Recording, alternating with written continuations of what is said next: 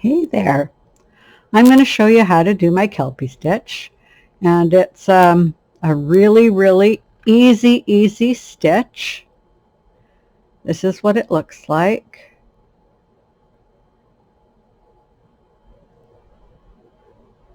I really like the look of this one. And the other side looks like this. My chain cast on looks like this, and my side edge looks like this. Okay, so that's what the stitch looks like. I am on a Dries loom. This is the second one down in the set. It has 36 pegs. It's like the Nifty Knitter set. It's a 3/4 inch. It's the second one down. Okay, and I'm using a not really a bulky. It's supposed to be a bulky, but if you can see here how thin this one is, it's thinner than worsted, and this kind of yarn goes thicker and thinner. I quite liked it with this stitch, but you certainly could do this stitch with a worsted if you wanted it more lacy. It would look like that. It's a beautiful stitch lacy. So you could use worsted if you wanted.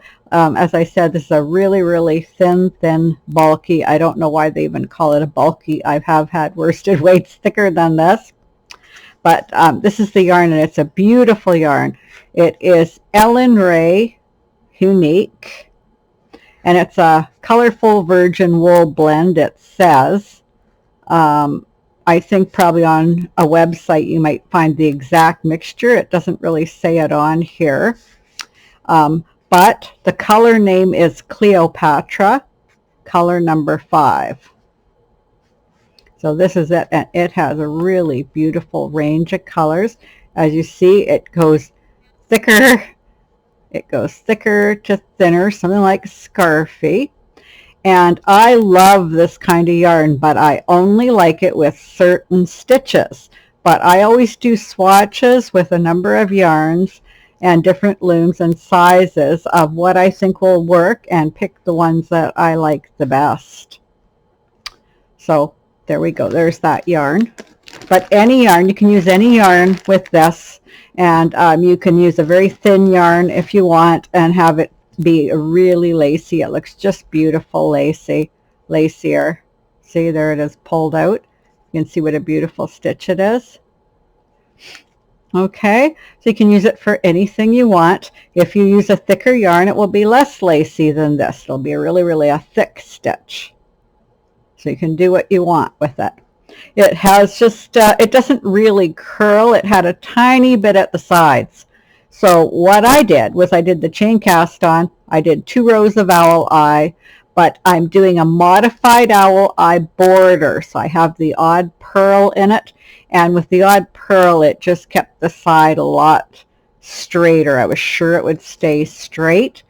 Because of the kind of knits that I'm doing, they do have in this particular piece, they do have a tendency to have a slight curl, and because some of you knit a lot tighter, I wanted to be sure that I at least introduced you to a technique at the side to use just a limited purl when you have just the tiniest bit of curl to a stitch. Okay, so let's get, oh, just a sec. The other thing is my loom hook. I can tell you where I got this one. This is a really beautiful loom hook, and I got it on Etsy from a company called Touche Crochet, and they make mostly crochet hooks, but they do make a few loom hooks, and they have a number of styles thicker than this as well. I like the thinner one. This is the size I like. It fits my hand perfect. I fit in this groove for certain techniques, or I fit in this groove, but I really like this one. So there you go. Okay, now I'm pretty sure I told you everything I should before I get started. Okay, 2-row stitch. So one stitch going one way, the other stitch going the other way. And because I'm doing the kind of border I marked the 2 end pegs on each side. Okay, and you can be even or odd. It makes no difference. And this can be done in the round, and it looks really nice in the round. Okay? Not that much different in the round either. Okay, so on the first stitch I'm going to do, because each stitch is done on one peg. So when we go this way, we're going to do the my rows and chain stitch, and how you do that is you do a U-wrap, you do a backwards U-wrap, and then a frontwards U-wrap again. That's all there is to it. Really easy, but you want to stay loose, and I'll show you why. If you did your first U-wrap and you were tight when you came back, you wouldn't be able to even get this over. I said pull everything over like this. You wouldn't even be able to get it over. So if that happens, loosen it up, come back, and there you go. Easy. Same as this way. You can always loosen things up. So that's all there is to this. And what this does is give you a lot of texture. I add roses and chains into any stitch I want a lot of texture on. Also, it tends to make your work go really fast. Oh, my yarn's got thick again.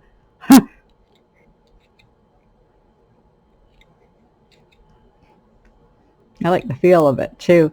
Some people are allergic though to virgin wool. They might have a problem, but I love it. I love any kind of wool and any kind of natural fabric really. But they do make some nice acrylics, and I don't mind blending the acrylic in to get a more versatility. Okay, so I just keep doing that all the way to the end.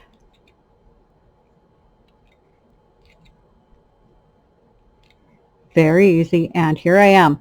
Now the end pegs. Now, whenever we're going right to the right, we're just going to do the owl eye stitch border.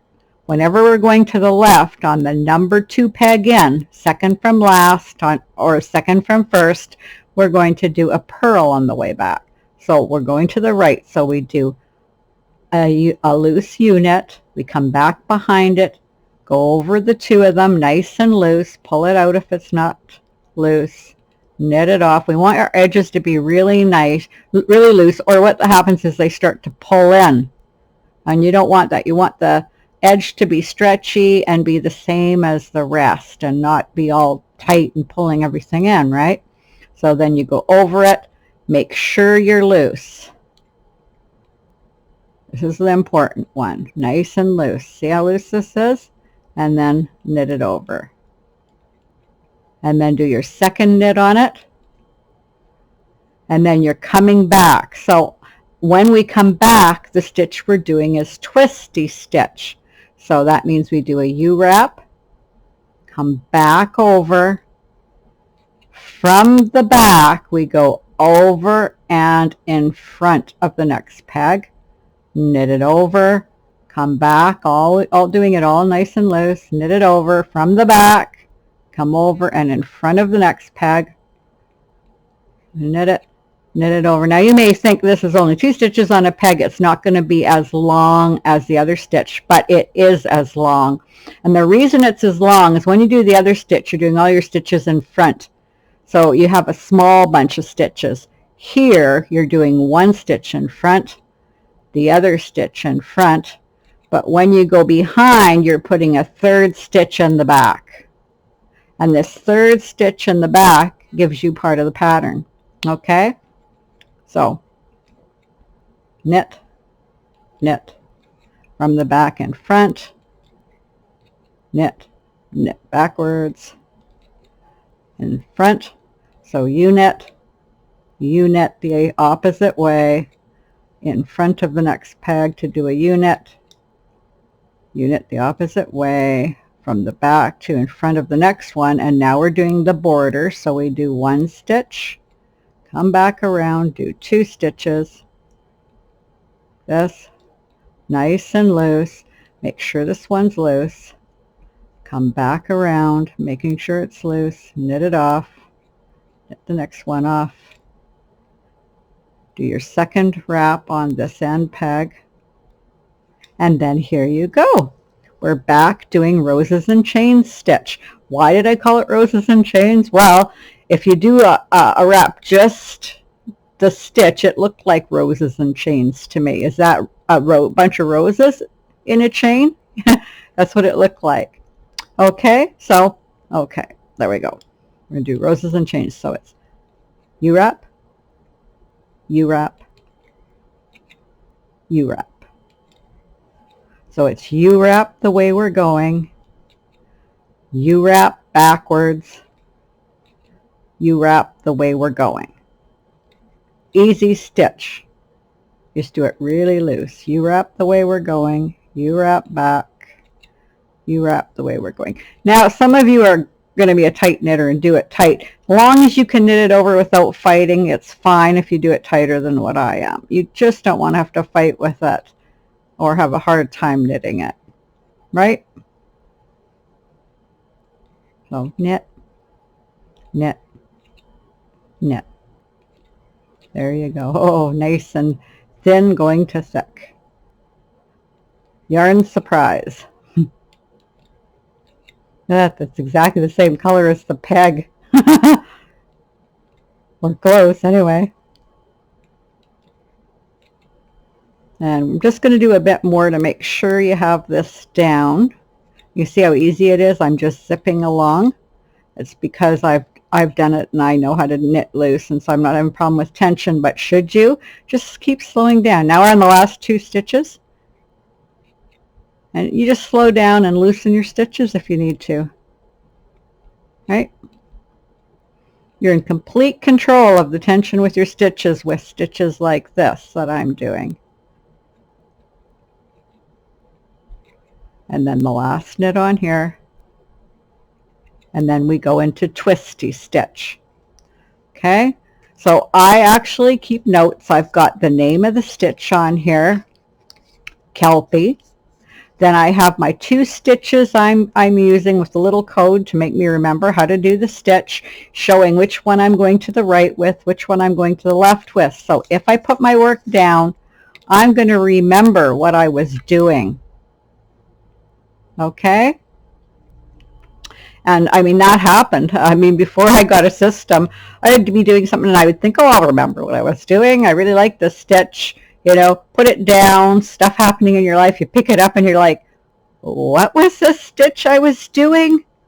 I can't remember. Do I even remember whose stitch it was? Or, well, for me, I do my own stitches, but do I even remember what day I did, what I was working on? You know, so I keep a record right on here. And I also keep a record on a sheet of paper. Well, not a sheet of paper, it's on my computer, but I keep another record of the stitch, and when I video it, I mark down that I did. Okay, so now we're doing Twisty stitch because we're going this way. Another thing I do is almost always, if I have Twisty or owl eye in a stitch, because they're both such easy stitches, and they were owl eye was my first stitch, and either Twisty or rosebud was my second stitch. I think I figured those out really close right after. I have the dates of them marked down somewhere.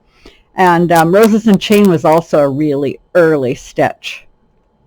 Okay, so we go over, we do Twisty stitch, so we go over in a U-wrap, we do a backwards U-wrap. From the back, we go in front of the next stitch. U-wrap, U-wrap, back.